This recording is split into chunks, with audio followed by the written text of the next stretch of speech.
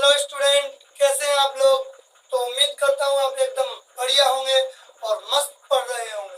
तो स्टूडेंट, आज हम लेकर आए हैं आपके लिए ऐसा वीडियो जिसके बाद आप अपनी प्रिपरेशन को बहुत ही नेक्स्ट लेवल पर करने वाले हैं। तो स्टूडेंट, यदि आप क्लास 10th में हैं तो आज से ही कमर कस लें, बिकॉज आपको लाने हैं इन 5 मंथ में 90% मार्क्स। तो देखिए किस प्रकार से आप 90% मार्क्स ला सकते हैं। फुल स्ट्रैटेजी बताएंगे इस वीडियो में, और इस वीडियो को एंड तक देखना स्टूडेंट, क्योंकि आपको मिलने वाले हैं 10 ऐसे स्टेप्स जिसमें आपको पता लगेगा कि किस प्रकार अपने मार्क्स को अभी भी 90 तक स्कोर करने में इंक्रीज कर सकते हैं। जो बच्चे अच्छे हैं पढ़ने में वो तो इंक्रीज करेंगे ही, और जो बच्चे अभी कुछ नहीं प्रिपेयर कर पाए हैं वो भी अपनी प्रिपरेशन को और नेक्स्ट लेवल पर ले जाएंगे। तो बिना देरी किए हुए स्टार्ट करते हैं अपना प्यारा सा वीडियो।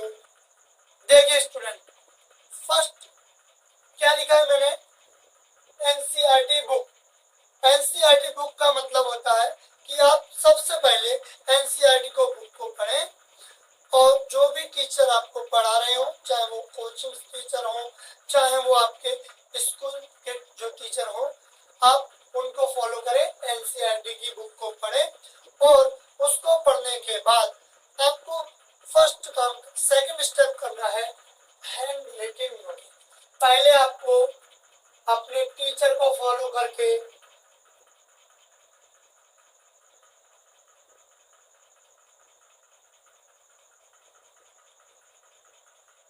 और एनसीईआरटी की बुक को रीड करना है। अपने टीचर को फॉलो करना है, वो जो बताए, और एनसीईआरटी बुक को रीड करना है। सेकंड स्टेप, आपको इस फर्स्ट स्टेप को कंप्लीट करने के बाद हैंड रिटन नोट्स साथ के साथ बनाते रहने चाहिए। जैसे आपने टीचर्स का लेक्चर सुना, और लेक्चर सुनने के बाद आपने उस बात को समझा, समझकर फिर उसको आप हैंड रिटन नोट्स मतलब स्वयं से लिखेंगे, और आप डेली ऐसा करेंगे। पूरे सिलेबस के नोट्स आप खुद ही बनाएंगे। दूसरी बात, जब आप हैंड रिटन नोट्स बना लेंगे, आप एनसीईआरटी की बुक्स को डेली पढ़ेंगे। आप देखिए, तब आपके लिए थर्ड स्टेप बहुत ही इम्पोर्टेंट हो जाता है, टाइम मैनेजमेंट। देखिए, टाइम मैनेजमेंट है क्या? टाइम मैनेजमेंट में आपको ये पता होना चाहिए कि किस प्रकार आप किस सब्जेक्ट को कितना कितना टाइम दें, ताकि आप उनको वेल प्रिपेयर कर सकें। अब आप अपने हिसाब से टाइम टेबल को बना सकते हैं।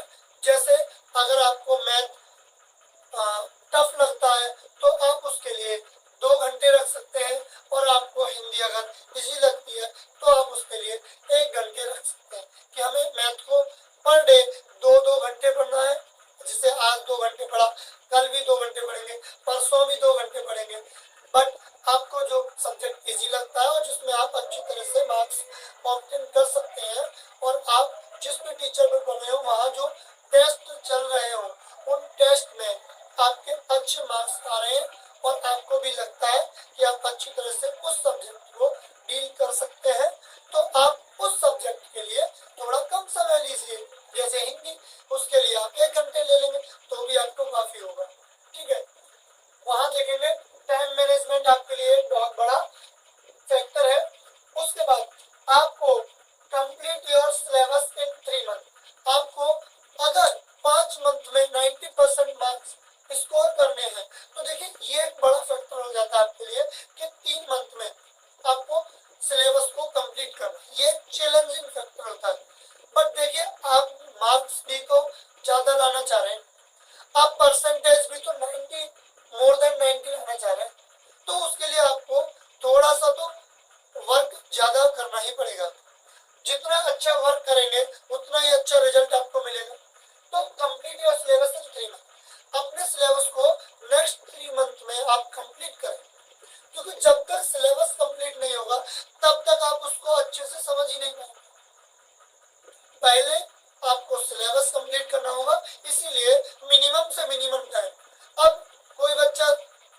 और इससे भी कम टाइम में कर सकता है, कोई बच्चे इससे थोड़ा टाइम ज्यादा ले सकता है, बट अब 3-3.5 महीने में आपको सिलेबस को कंप्लीट करना ही होगा, बिकॉज आपके पास ज्यादा टाइम नहीं है। उसके बाद देखिए 5th पॉइंट, आपको revision in 1 month of all subject. आपके पास 5 मंथ में आपको स्ट्रैटेजी बताई है, तो फर्स्ट 3 मंथ में आपको हमने बताया कि सिलेबस को कंप्लीट करें। उसमें आपको फर्स्ट एनसीईआरटी बुक भी पढ़ी हुई होनी चाहिए, आपके हैंड नोट्स भी कंप्लीट होने चाहिए, और टाइम मैनेजमेंट से अपने पढ़ते जाए और 3 महीने में अपना सिलेबस कंप्लीट कर लें। ठीक है, उसके बाद 5th स्टेप आता है कि आपके पास 2 महीने और बचे। आप उन 2 महीनों में से पहले महीने में क्या करेंगे कि जो भी सिलेबस आपने पढ़ा हुआ है पूरा, चाहे वो हिंदी का सही, इंग्लिश का, ग्रामर मतलब मैथ का, साइंस का, ड्राइंग का, या ऑप्शनल में कोई कंप्यूटर भी लेता है तो उसमें सब्जेक्ट का हो सकता है, तो आप अपने पहले सभी सब्जेक्ट का रिवीजन करें। जितना अच्छा आप रिवीजन करेंगे, मार्क्स लाने की प्रोबेबिलिटी उतनी ही बढ़ती जाती है। तो आपको रिवीजन करना है 1 मंथ में, ऐसा करना है कि आपको दोबारा किसी भी टॉपिक पर डाउट ना रहे, ऐसा कोई टॉपिक ना हो जो आपको आता ना हो। अगर आपके इस रिवीजन के बाद आपके टेस्ट हो, पर डे टेस्ट लें, कोई भी टीचर्स जो भी आपको पढ़ाते हो, तो आपके उसमें फुल में से फुल मार्क्स आने ही चाहिए। जैसे अगर 10 मार्क्स का लिया जाता है पेपर, तो आपके 9, 10 मतलब अबाउट यदि या तो फुल आए, नहीं तो अबाउट टू फुल मार्क्स आने चाहिए, उनके लगभग बराबर ही आने चाहिए। अगली बात, इस तरह से आपको रिवीजन करना होता है। अब आपका रिवीजन भी अच्छी तरह से हो गया है 1 मंथ में, तो आपको क्या करना है, आपके पास अगला 1 महीना बचा है, उस अगले 1 महीने में आपको पीवाईक्यू करने हैं और पीवाईटी करने हैं। सर ये पीवाईक्यू तो हम जानते हैं कि 10 इयर्स प्रीवियस क्वेश्चन करने हैं, ठीक है, जो आपके पिछले 10 सालों से पेपर होंगे, तो आप उनके क्वेश्चंस को करोगे। ठीक है, 15 दिन तक आप लगातार इनको करेंगे और सभी सब्जेक्ट के करेंगे। ऐसा नहीं कि आप मैथ के ही करते हो, आप हिंदी के ही, सॉरी साइंस के ही करते हो, आपको हर सब्जेक्ट, हिंदी हो, इंग्लिश हो, सोशल साइंस, हर सब्जेक्ट के पीवाईक्यू लगाने ही होंगे। उसके बाद बचे 15 दिन में ये पीवाईपी क्या चीज है? पीवाईपी का मतलब है प्रीवियस ईयर पेपर को सॉल्व।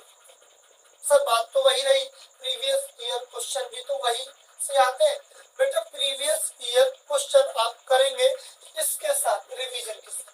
कैसे कि आपने रिवीजन कर लिया कॉन्सेप्चुअली और न्यूमेरिकल भी कंप्लीट है आपका, तो आप इस कॉन्सेप्ट को पढ़े। जैसे आपने मान लो एक 10th क्लास में एक कॉन्सेप्ट ले लिया कोऑर्डिनेट ज्योमेट्री में, डिस्टेंस फार्मूला, तो आप उस डिस्टेंस फार्मूला से देखेंगे लास्ट 10 इयर्स पेपर में कितने क्वेश्चन आए, आप उनको सॉल्व करेंगे। तो ये तो कॉन्सेप्ट वाइज पीवाईक्यू हो गए जो 15 डेज करने थे।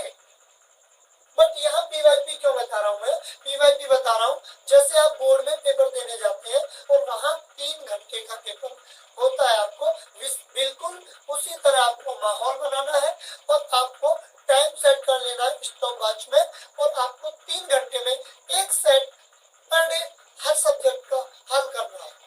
जब आप ऐसा करेंगे तो आपकी एक स्टेमिना डेवलप हो जाएगी। आपका स्टेमिना जैसे ही डेवलप होगा तो आपको पेपर में बैठते समय ये परेशानी नहीं होगी कि आपका माइंड आपको रिलैक्स नहीं होने देता। आप पेपर को आसानी से डील करेंगे बिकॉज आपको लास्ट 15 डेज वही प्रैक्टिस दी गई है। आपने अपने माइंड को वही चैलेंजिंग प्रॉब्लम, वही प्रैक्टिस, आपने बार बार उन्हीं कॉन्सेप्ट को रिवाइज किया, सब काम वही किया है जो पेपर में आने वाला होता है, और आपको 3 घंटे बैठने की भी आदत पड़ जाएगी पेपर को सॉल्व करने की भी। ठीक है, तो पीवाईपी करना और बिल्कुल ऐसे ही करना जैसे आप पेपर में करते थे। आप बोर्ड के पेपर दोगे उनमें जैसे सॉल्व करोगे, सिमिलरली वही प्रोसेस आपको यहाँ भी दिखाना है। तो आपको पीवाईपी करना है। जैसे आप पीवाईपी करते हो तो आपका सारा सिलेबस कंप्लीट हो जाता है, बिकॉज आप बुक्स पढ़ चुके हो, आप टीचर के नोट्स पढ़ चुके हो, आप खुद के हैंड नोट्स बना चुके हो और आपने अपना सिलेबस कंप्लीट कर लिया है। आपने रिवीजन 1 मंथ में कॉन्सेप्चुअली और न्यूमेरिकली दोनों तरह से कर लिया है। आपने पीवाईक्यू भी लगा लिए कॉन्सेप्ट वाइज, आपने पीवाईपी भी कर लिए, जैसे आप बोर्ड एग्जाम में बैठेंगे वैसे ही आपने पीवाईपी भी कर लिए। तो अब आपको क्या करना है, देखिए इस पूरी 5th मंथ की जो स्टार्ट की है, इस पूरी 5th मंथ की आपको यात्रा के दौरान स्मार्ट वर्क पे ज्यादा ध्यान दें। आप ऑल्दो हार्ड वर्क करें बट स्मार्ट वर्क पे ज्यादा ध्यान दें। जैसे अब आपके पास इतना टाइम नहीं है कि आप पूरा सिलेबस पढ़ें, तो आप वो सिलेबस पढ़ें जो कट ऑफ सिलेबस है, मतलब जो सिलेबस से क्वेश्चन बोर्ड के पेपर में आने हैं। ऐसा नहीं कि आप पूरा ही सिलेबस पढ़ने बैठे। पहले आप ये देखिए कि लास्ट ईयर आपके सिलेबस में क्या कॉन्सेप्ट थे, अब इस साल कौन कौन से कॉन्सेप्ट वहां से हटा दिए गए हैं। तो जो कॉन्सेप्ट हटा दिए गए आप उनको ना पढ़ें, आप पहले उनको पढ़ें जो बोर्ड एग्जाम में है, तो उनको पढ़ें। और आप जैसे आप एक टॉपिक को पढ़ते हो उस पर पीवाईक्यू ढूंढ लें, पीवाईक्यू सॉल्व करें, उस पर न्यूमेरिकल ढूंढ लें, न्यूमेरिकल सॉल्व करें और स्मार्ट वर्क करें। ज्यादा हार्ड वर्क पे ध्यान दें बट स्मार्ट वर्क को भी अप्लाई करें। उसके बाद 9th पॉइंट समरी। जब आप ये सब कर लेते हैं तो देखिए पेपर से पहले आपके पास 12 घंटे आपको मिलते हैं कि जैसे मान लो कल पेपर है तो आज पूरा दिन और पूरी रात आपके पास 24 घंटे हो गए। तो आप इन 24 घंटों में ज्यादा स्ट्रेस ना लें और ना ही आप ज्यादा कि हमने पिछले दिनों जो पढ़ा वो भूल गए, क्या हुआ, कुछ भी ना सोचे। बस आप क्या करें, जो भी आपने पूरा सिलेबस पढ़ा रिवाइज किया, आप उसको समरी के तौर पर एक तरह से पेज पलट कर और रिवाइज करते रहे, जिससे आपके माइंड की एक्यूरेसी बढ़ जाती है। आपका माइंड ये कहता है कि हाँ भाई ये मैंने पढ़ा है, ये मैंने पढ़ा है। ऐसा करते करते आप पूरे बुक्स को अपनी नजर के सामने से एक बार निकाल दीजिए, जिससे आपके माइंड को कॉन्फिडेंस आ जाता है। आगे देखिए 10 every time focus on your goal. हर वक्त इस पूरी प्रिपरेशन के दौरान अपने गोल पर फोकस रहना चाहिए। ये बहुत ज्यादा इंपॉर्टेंट फैक्टर होता है किसी भी प्रिपरेशन के लिए। अगर आपका फोकस प्रिपरेशन से हटेगा तो आप कोई भी प्रिपरेशन को सही से नहीं कर सकते। तो आप पूरी प्रिपरेशन के दौरान फोकस अपने गोल पर बनाए रखें, फालतू की बातों में ना आए और अच्छे से पढ़ाई करें और इस प्लानर को फॉलो करें और अच्छे से 90% मार्क्स लेकर पास हो। मिलते हैं अगले वीडियो में।